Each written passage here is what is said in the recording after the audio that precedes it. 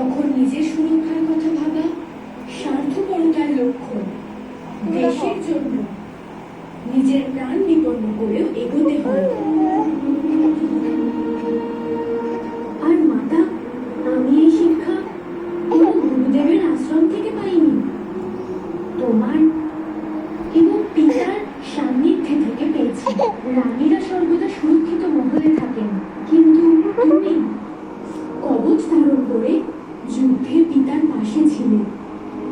অযোধ্যার জন্য একজন সাহসী মাতা কি তার পুত্রকে দুর্বল তৈরি করবে?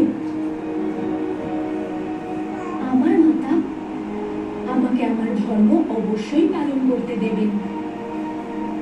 আমার বিশ্বাস আমার মাতা অনুমতি আশীর্বাদ দুই দেবেন। আয়